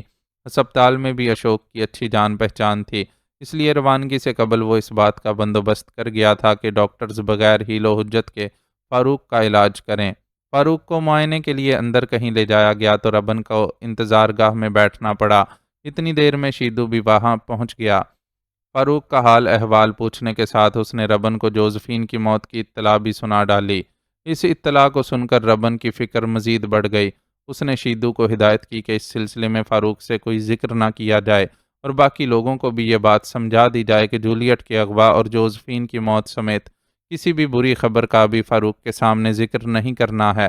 شیدو نے فوراً ہی اس بات میں سر ہلایا، بلکہ ایسا کر کے تو اڈے واپس لوٹ جا، ابھی تو فاروق کا معائنہ ہو رہا ہے، ڈاکٹر اسے کسی سے ملنے نہیں دیں گے۔ تو اڈے پہنچ کر رامو سے بول کہ پہلے میت والے گھر میں کھانے پینے اور دوسری چیزوں کا بندوبست کر دے، پھر یہاں چلا آئے، اب ان کو اس سے کچھ کام ہے۔ رامو اس کا دست راست تھا اور اسے کچھ کاموں کے سلسلے میں اس کی موجودگی کی ضرورت محسوس ہو رہی تھی، اس لیے اس نے شیدو کو ایک نیا حکم دیا۔ شیدو کو نہ چاہتے ہوئے بھی وہاں سے روانہ ہونا پڑا، ورنہ اس کی خواہش تھی کہ وہ ربن کو اڈے بھجوا دے تاکہ وہ تھوڑی دیر آرام کر کے تازہ دم ہو سکے، لیکن اس وقت وہ مشورہ دینے کی بھی ہمت نہیں کر سکتا تھا۔ اسے معلوم تھا کہ فاروق کی طرف سے بھرپور اطمینان ہوئے بغیر دادا ہسپتال سے ہلے گا بھی نہیں۔ اس کے جانے کے کچھ دیر بعد ڈاکٹر نے ربن کو بلوایا۔ نوجوان کو بہت بری طرح ٹارچر کیا گیا ہے، جسم پر موجود چوٹوں کے علاوہ سر پر بھی چوٹ ہے۔ نوجوان مضبوط قوت ارادی کا مالک تھا، اس لیے اتنی سخت چوٹوں کے باوجود اس نے خود کو سنبھالا ہوا ہے، لیکن ہمیں اپنا پورا اطمینان کرنا ہوگا۔ ایکس رے کے علاوہ 2-3 دوسرے ٹیسٹ بھی لینے ہوں گے، اور اس کے لیے ضروری ہے کہ اسے ہسپتال میں ایڈمٹ رکھا جائے۔ اسمارٹ سے ادھیڑ عمر ڈاکٹر نے اس پر صورتحال واضح کی۔ ٹھیک ہے ڈاکٹر صاحب، جیسا آپ ٹھیک سمجھو، اپن تو بس اپنے ہیرو کو ایک دم ٹھیک دیکھنا مانگتا ہے، آپ جتنے دن چاہو اسے یہاں رکھو، ربن نے بردباری سے اسے جواب دیا۔ ڈاکٹر کی باتوں نے ایک طرف جہاں اسے فاروق کی طرف سے تشویش میں مبتلا کیا تھا، وہیں وہ یہ اطمینان بھی محسوس کر رہا تھا کہ ہسپتال میں رہنے کی صورت میں وہ فوری طور پر جولیٹ اور اس کے گھرانے پر گزرے حالات سے باخبر نہیں ہو سکے گا۔ اس طرح انہیں جولیٹ کی بازیابی کے سلسلے میں ہاتھ پیر چلانے کے لیے کچھ مہلت مل جاتی۔ پرابلم یہ ہے مسٹر کہ تمہارا مریض ہسپتال میں رکنے کے لیے تیار نہیں ہے۔ معائنے کے دوران بھی وہ کئی بار اصرار کر چکا ہے کہ اسے ہسپتال سے ڈسچارج کر دیا جائے۔ اگر وہ ہم سے کوآپریٹ نہیں کرے گا تو ہم اس کا علاج کیسے کریں گے؟ ڈاکٹر نے اسے بتایا۔ اس کا آپ فکر نہیں کرو، اپن اسے سمجھا دے گا، آپ اپنے کو اس کے پاس جانے کا اجازت دے دو۔ ٹھیک ہے تم اس سے مل لو، لیکن بہت زیادہ باتیں مت کرنا، مجھے اس کے سر کی چوٹ کی طرف سے فکر ہے اور میں نہیں چاہتا کہ اس کے دماغ پر کوئی بوجھ پڑے۔ شام میں 5 بجے دماغ کے بڑے ڈاکٹر ہسپتال پہنچیں گے تو میں ان سے بھی اس کا معائنہ کرواؤں گا۔ اجازت دینے کے ساتھ ہی ڈاکٹرز نے اسے چند باتیں سمجھانا بھی ضروری سمجھا۔ ربن جواب میں صرف سر ہی ہلا سکا۔ فاروق کے بارے میں کسی بھی تشویشناک خبر کو سننے کے لیے اس کا دل راضی نہیں ہوتا تھا۔ وہ بڑی مشکل سے خود پر قابو پا کر اس کے کمرے میں پہنچا۔ آ گئے دادا، چلو واپس اڈے چلتے ہیں، وہاں سب لوگ راہ دیکھ رہے ہوں گے، یہاں اکیلے میں تو میرا دل گھبرا جائے گا۔ اسے دیکھتے ہی فاروق بستر پر اٹھ بیٹھا۔ چپکا پڑا رہ، ڈاکٹر نے بولا ہے کہ ابھی تیرے تھوڑے ٹیسٹ لینے ہیں، ٹیسٹ ہو جائیں اور ڈاکٹر اجازت دے دے تو پھر واپس چلتے ہیں۔ ربن نے نرم گرم لہجے میں اسے جواب دیا، میں ٹھیک ہوں دادا، ٹیسٹ ویسٹ سب ڈاکٹروں کے چونچلے ہیں، اپنے اندر کا حال آدمی خود بہتر جانتا ہے۔ جب میں کہہ رہا ہوں کہ میں ٹھیک ہوں تو اس کا مطلب ہے کہ سب ٹھیک ہے۔ ڈاکٹر سے بولو کہ دوا دارو دے کر مجھے فارغ کر دے۔ ڈاکٹر نہیں سمجھتا، لیکن تم تو جانتے ہو نا کہ اپنی دنیا کے آدمی کتنی موٹی کھال کے ہوتے ہیں، لوٹ پوٹ کر تھوڑے دنوں میں خود ہی ٹھیک ہو جاتے ہیں۔ وہ اسے قائل کرنے کی بھرپور کوشش کر رہا تھا۔ میں نے کہہ دیا کہ چپکا پڑا رہ، تو بس چپکا پڑا رہ، مجھے زیادہ بھاشن دینے کی ضرورت نہیں ہے تجھے۔ تیری زیادہ مانتا ہوں تو اس کا یہ مطلب نہیں ہے کہ تو مجھ پر حکم چلانے لگے۔ حکم تو میرا ہی چلے گا یا نہیں؟ ربن جان بوجھ کر اس پر بگڑا۔ میں نے ایسا کب کہا دادا؟ تمہارے حکم پر تو میں بنا چونک کیے اپنی جان بھی دے سکتا ہوں۔ اس کے انداز پر فاروق بوکھلا گیا۔ کسی کے لیے جان دینا ہی سب کچھ نہیں ہوا کرتا، اپنے پیاروں کی جان لے کر کون خوش رہ سکتا ہے؟ جینے کا سواد تو اسی صورت میں ملتا ہے جب اپنے پیارے اپنی نظروں کے سامنے ہنستے کھیلتے آباد رہیں۔ تو میری مان کر میرے دل کے اطمینان کے لیے ڈاکٹروں کے کہنے تک یہاں رہنے پر راضی ہو جا، تو یہ میرے لیے کافی ہے۔ ربن نے اسے سمجھایا تو وہ خاموش ہو گیا اور بس اتنا بولا، ٹھیک ہے دادا، جیسے تم بولو۔ جیتا رہ میرا شیر، تو نے میرا دل خوش کر دیا۔ میں ڈاکٹر سے کہوں گا کہ زیادہ دن تجھے یہاں نہ روکے، رکنا بھی پڑا تو کوئی بات نہیں، میں سب سے تیری ملاقات کروانے کی اجازت لے لوں گا۔ وہ سارے مردود بھی کب تیرا دیدار کیے بغیر رہ سکتے ہیں؟ ایک ذرا سا اشارہ مل جائے میری طرف سے تو دوڑے چلے آئیں گے۔ اس کے جواب نے ربن کو خوش کر دیا۔ اسے خوش دیکھ کر فاروق بھی مسکرانے لگا، لیکن دل کی گہرائیوں میں جو بے نام سی اداسی بسی تھی، اس کا کہاں کوئی علاج تھا؟ اس اداسی کو اسے خود تنہا اپنی جان پر جھیلنا تھا۔ اس کے اطراف میں بہت گہری تاریکی تھی، اتنی گہری تاریکی کہ اسے اپنا آپ بھی دکھائی نہیں دے رہا تھا۔ اپنے وجود کی تلاش میں اس نے ہاتھ پیر چلانے چاہے تو کامیاب نہیں ہو سکی۔ ایسا لگتا تھا کہ پورا وجود ایک بھاری پتھر میں تبدیل ہو گیا ہو، لیکن وجود پتھر بن گیا ہوتا تو درد اور گھٹن کا شدید احساس کیوں کر ہو پاتا؟ اس کا حال تو قبر میں زندہ دفن کر دیے جانے والے شخص کا سا تھا۔ قبر کے سوا بھلا اور کون سی جگہ ہوتی ہے جہاں اتنی تاریکی اور گھٹن ہو اور انسان اپنی مرضی سے اپنے اعضاء کو جنبش بھی نہ دے سکے؟ اس کے لیے تو اپنی بند آنکھوں کو بھی کھولنا ممکن نہیں ہو پا رہا تھا، لیکن اٹک اٹک کر آتی سانس احساس دلا رہی تھی کہ وہ ابھی مری نہیں ہے، اور جب زندہ تھی تو قبر میں رہنا کیوں کر قبول کر سکتی تھی؟ اس نے اپنی پوری قوت بند آنکھوں کو کھولنے پر صرف کر دی۔ آخر کار اس کی کوشش رنگ لائی اور سختی سے بند پپوٹوں نے جنبش کی۔ پپوٹے ذرا سے کھلے تو روشنی نے اس کی آنکھوں تک رسائی حاصل کی، اور پہلی بار اسے احساس ہوا کہ وہ حقیقتاً قبر میں نہیں ہے۔ یہ احساس بڑا قوت بخش تھا، چنانچہ اس نے اس بار ایک جھٹکے سے آنکھیں کھول دیں۔ اس کے ارد گرد بہت تیز روشنی نہیں تھی، لیکن بہت دیر کی بند آنکھیں کھلنے پر چندیا سی گئیں۔ تاریکی سے روشنی کا عادی ہونے میں آنکھوں کو چند سیکنڈ لگے، اور جب وہ اپنے ارد گرد کا منظر دیکھنے کے لائق ہوئی تو اسے پتہ چلا کہ وہ ایک پر آسائش کمرے میں بستر پر لیٹی ہوئی ہے۔ بستر بہت نرم اور آرام دہ تھا، اس کے باوجود وہ اپنے پورے جسم کو پھوڑے کی طرح دکھتا ہوا محسوس کر رہی تھی۔ یہ کون سی جگہ ہے اور میں یہاں کیسے پہنچی؟ بے ہوشی سے ہوش میں آتے اس کے دماغ نے سوالات اٹھانے شروع کیے تو وہ ایک جھٹکے سے اٹھ بیٹھی اور یادداشت کے پردے پر بہت سے مناظر ابھر آئے۔ دلدار آغا کا دھمکی آمیز فون، دفتر سے اپنی روانگی اور پھر گھر کے قریب ہونے والا اغوا، سب اسے یاد آ گیا۔ اس نے سخت عالم وحشت میں اپنے آپ کو ٹٹولا اور سب کچھ گنوا دینے کے احساس سے پتھرا گئی، لیکن سکتے کی یہ کیفیت بس کچھ دیر کی ہی تھی۔ اگلا مرحلہ جنون اور وحشت کا تھا، جس نے اسے بستر سے اٹھا کر دروازے تک پہنچا دیا۔ وہ جیسے اس دروازے سے باہر نکل کر ساری دنیا کو تہس نہس کر ڈالنے کا ارادہ رکھتی تھی، لیکن باہر سے بند دروازے نے اس کی راہ روک لی۔ عالم جنون میں اس نے دروازے کو بری طرح پیٹ ڈالا اور کئی بار زور آزمائی کی، لیکن اس جیسی نازک لڑکی بھلا اتنے مضبوط دروازے کا کیا بگاڑ سکتی تھی؟ تھک ہار کر اس نے دروازہ کھولنے کی کوشش ترک کر دی اور کمرے میں موجود سامان اٹھا اٹھا کر دروازے پر مارنے لگی۔ ذرا سی دیر میں دروازے کے سامنے ٹوٹی پھوٹی آرائشی اشیاء، تکیوں اور چادروں وغیرہ کا ڈھیر لگ گیا، لیکن باہر سے کوئی رد عمل ظاہر نہ ہوا اور ایسی خاموشی چھائی رہی جیسے بند دروازے کے اس پار کوئی ذی روح موجود ہی نہ ہو، اگر ہو تو قوت سماعت سے مکمل طور پر محروم ہو۔ اس خاموشی نے اس کے اشتعال کو رفتہ رفتہ احساس بے بسی میں بدلنا شروع کر دیا اور وہ وہیں دروازے کے سامنے بیٹھ کر زور زور سے رونے لگی۔ روتے ہوئے وہ صرف اپنی بربادی پر ماتم کنا نہیں تھی، بلکہ اسے اپنے ماں باپ اور عارف کا بھی خیال آ رہا تھا۔ وہ مقررہ وقت پر دفتر سے گھر نہیں پہنچی ہوگی تو اس کے ماں باپ پر کیا گزری ہوگی وہ سمجھ سکتی تھی۔ ہو سکتا ہے وہ پریشانی میں اسے تلاش کرنے نکل کھڑے ہوئے ہوں اور عارف سے بھی اس کے بارے میں معلوم کرنے پہنچ گئے ہوں، لیکن عارف ان کو کیا بتا سکتا تھا، وہ تو خود پریشان ہو گیا ہوگا۔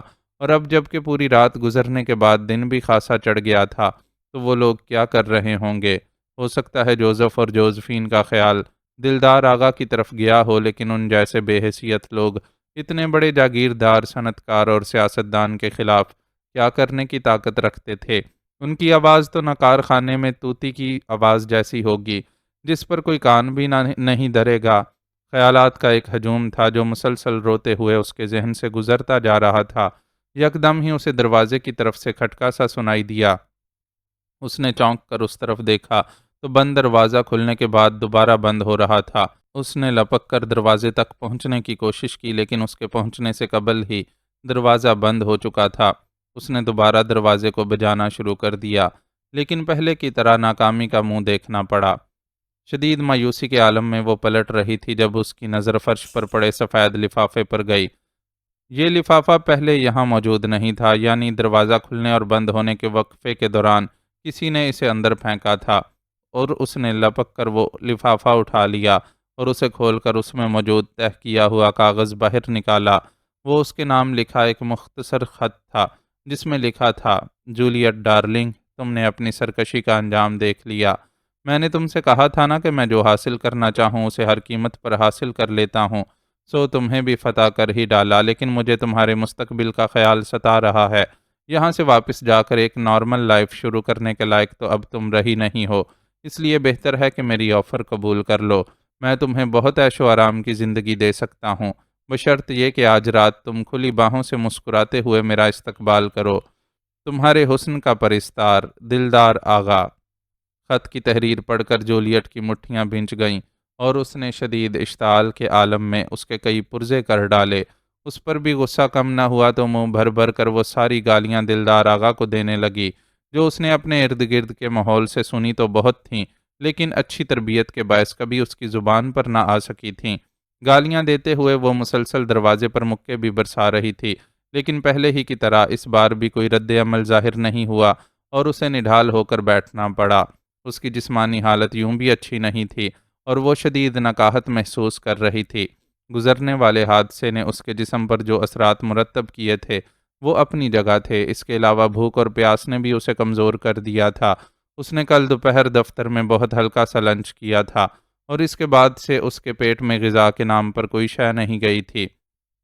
روشن دان سے آتی سورج کی روشنی سے اندازہ ہو رہا تھا کہ رات کے بعد دن کا بھی کافی حصہ گزر چکا ہے، لیکن یہاں کسی نے اسے کھانے پینے کو نہیں پوچھا تھا۔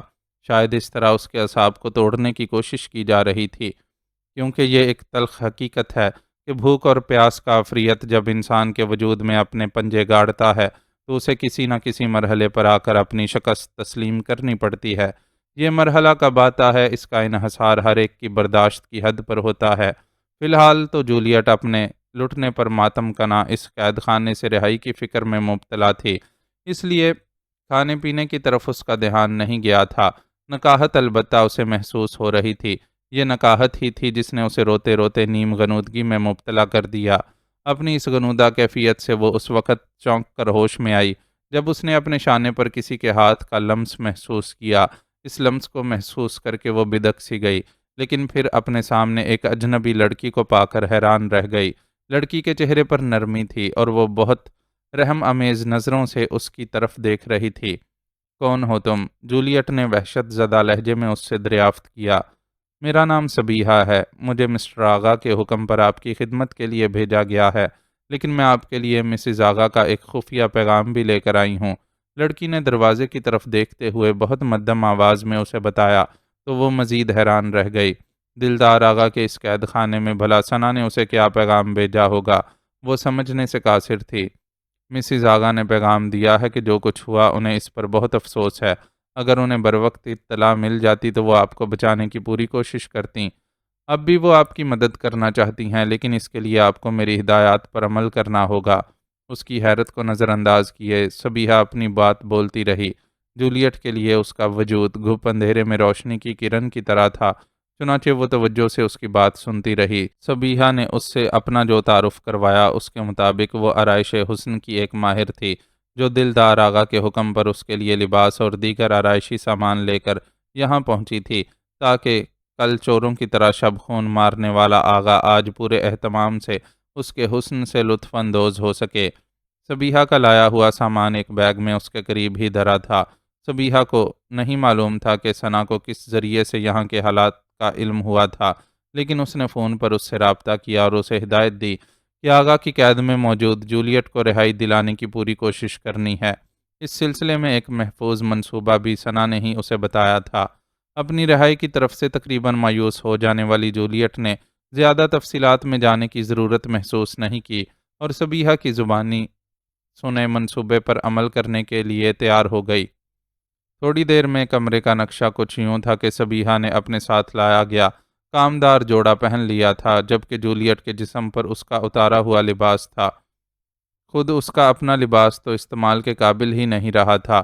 لباس کی تبدیلی کے بعد اس نے سبیہہ کی ہدایت کے مطابق اس کے ہاتھ پیروں کو اپنے لباس کی دھجیاں پھاڑ کر ان کی مدد سے باندھ دیا اور منہ میں بھی ایک رومال ٹھونس کر باندھ دیا۔ اب وہ سبیہہ کا بڑا سا دوپٹہ اپنے سر اور چہرے کے گرد لپیٹے وہاں سے نکلنے کے لیے تیار تھی۔ وہ یہاں سے نکل جاتی تو بعد میں سبیہہ یہ کہانی سناتی کہ جولیٹ نے دھوکے سے اس کے سر پر کچھ مار کر اسے بے ہوش کر دیا تھا اور اس کی بے ہوشی کے دوران ہی وہ چالاکی سے کام لے کر فرار ہونے میں کامیاب ہو گئی۔ وہاں سے نکلنے سے قبل جولیٹ نے سبیہہ کا شکریہ ادا کیا کہ وہ اس کی مدد کر کے اپنے لیے رسک لے رہی ہے، لیکن بہرحال اسے اتنا اندازہ تھا کہ اس کے فرار پر سبیہہ سے بہت زیادہ سخت سلوک نہیں کیا جائے گا، ورنہ وہ خود بھی اس منصوبے کا حصہ بننے کے لیے راضی نہ ہوتی۔ اس بار کوشش کرنے پر کمرے کا دروازہ آسانی سے کھل گیا تھا۔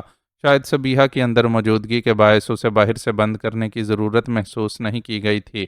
اس نے دروازہ کھول کر محتاط انداز میں باہر قدم رکھا تو برآمدے میں ایک مسلح آدمی کو دیکھ کر ٹھٹک گئی، لیکن اس مسلح شخص نے اس کی طرف ایک اچٹتی ہوئی نگاہ ڈالنے کے سوا کوئی رد عمل ظاہر نہ کیا تو اس کا حوصلہ بلند ہو گیا اور یاد آ گیا کہ اس وقت وہ سبیہہ کا لباس پہنے ہوئے ہے، اس لیے اس آدمی نے اسے سبیہہ ہی سمجھا ہوگا۔ وہ تیز تیز قدموں سے چلتی ہوئی اس کے قریب سے گزر کر برآمدہ پار کر گئی۔ بیرونی گیٹ تک کا راستہ اسے سبیہہ نے اچھی طرح سمجھا دیا تھا، اس لیے وہ بغیر کسی دشواری کے باہر تک پہنچ گئی۔ گیٹ پر موجود چوکیدار نے بھی اس سے کسی قسم کا تعارض نہیں کیا۔ کوٹھی سے نکلنے کے بعد وہ سبیہہ کی ہدایت کے مطابق دائیں جانب چند قدم چلی تو اسے سبز رنگ کی ایک موٹر کار نظر آ گئی۔ کار کے باہر ڈرائیور منتظر کھڑا تھا۔ اس کے قریب رکتے ہی ڈرائیور نے پچھلی نشست کا دروازہ کھولا اور جیسے ہی وہ سوار ہوئی موٹر سٹارٹ کر کے آگے بڑھا دی۔ یہ مغرب کے بعد کا وقت تھا، چنانچہ اندھیرا چھا رہا تھا۔ اس کے باوجود جولیٹ نے کوشش کی کہ راستہ ذہن نشین کر سکے۔ وہ اس کوٹھی کو یاد رکھنا چاہتی تھی جہاں اس کی زندگی برباد کی گئی تھی۔ ذہن میں کوئی باقاعدہ منصوبہ نہ ہونے کے باوجود اس نے طے کر لیا تھا کہ وہ دلدار آغا سے اس کے ظلم کا حساب ضرور لے گی۔ بی بی آپ یہاں اتر کر کوئی سواری لے لیں، مجھے آپ کو بس یہیں تک پہنچانے کا حکم ملا تھا۔ ایک بار رونق چوراہے پر پہنچ کر ڈرائیور نے گاڑی روک لی اور مؤدب لہجے میں کہا تو اسے گاڑی سے اترنا پڑا۔ وہ بمبئی کی رہائشی تھی اور یہیں پل بڑھ کر جوان ہوئی تھی، اس لیے اس جگہ کو شناخت کرنے میں اسے کوئی مشکل پیش نہیں آئی۔ یہاں سے اس کی رہائش گاہ زیادہ دور نہیں تھی اور وہ کوئی بھی سواری لے کر بآسانی گھر تک پہنچ سکتی تھی۔ کرائے کا بھی کوئی مسئلہ نہیں تھا کیونکہ سبیہہ کا ہینڈ بیگ اس کے پاس تھا اور سبیہہ نے اسے بتایا تھا کہ اس میں کچھ رقم موجود ہے۔ اس کے اترتے ہی ڈرائیور گاڑی آگے بڑھا لے گیا، جبکہ اس نے ایک تانگے کا رخ کیا۔ تانگے والے سے سالم تانگے کا کرایہ طے کرنے کے بعد وہ اس میں سوار ہو گئی۔ جلد ہی تانگا جانے پہچانے راستوں سے گزر کر اس کے محلے تک پہنچ گیا۔ وہ جو اب تک اپنے کامیاب فرار کے جوش میں تھی بری طرح کانپنے لگی۔ 24 گھنٹوں سے زیادہ گھر سے غائب رہنے والی لڑکی کے لیے محلے میں کیسی کیسی داستانیں نہ پھیلی ہوں گی اسے ادراک تھا، لیکن اپنے ماں باپ کی خاطر اسے یہاں لوٹنا تو تھا ہی اس نے کوچبان کو تانگا گلی کے اندر لے جانے کی ہدایت کی تاکہ راستے میں کسی سے ملے بغیر سیدھی اپنے گھر تک پہنچ جائے۔ گلی تنگ ہونے کے باوجود اتنی گنجائش تھی کہ اس میں سے تانگا گزر جائے، لیکن آگے سے بند ہونے کی وجہ سے واپس باہر نکلنے میں مشکل پیش آتی تھی۔ اس لیے عموماً یہاں کے مکین تانگے وغیرہ کو باہر ہی رکوا کر پیدل اپنے گھروں تک جاتے تھے۔ تانگا گلی سے گزرنے لگا تو گلی میں موجود ایک دو راہگیروں کو بالکل دیواروں کے ساتھ چپک کر اسے راستہ دینا پڑا۔ تانگے کی آواز پر اپنے گھر کے دروازے پر کھڑی بچے کو آواز دیتی لولیتا موسی نے پرتجسس نظروں سے اندر بیٹھی سواری کو دیکھنا چاہا تو جولیٹ نے اپنے چہرے کے گرد لپٹے دوپٹے کو اور بھی سختی سے تھام لیا۔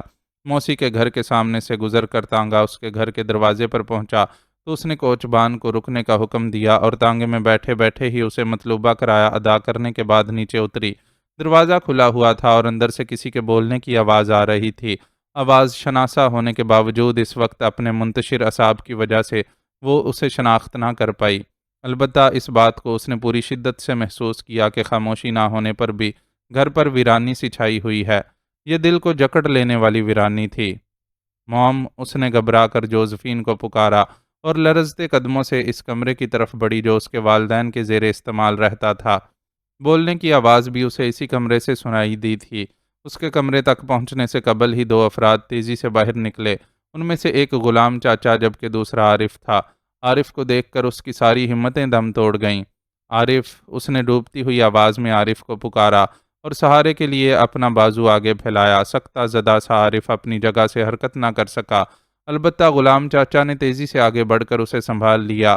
عالم بے ہوشی میں جاتے جاتے بھی جولیٹ نے اس بات کو پوری شدت کے ساتھ محسوس کیا تھا کہ عارف نے اس کے گرتے ہوئے وجود کو سنبھالنے کی کوشش نہیں کی تھی۔ معزز ناظرین و سامعین، لائک، کمنٹس اور شیئر ضرور کریں۔ شکریہ۔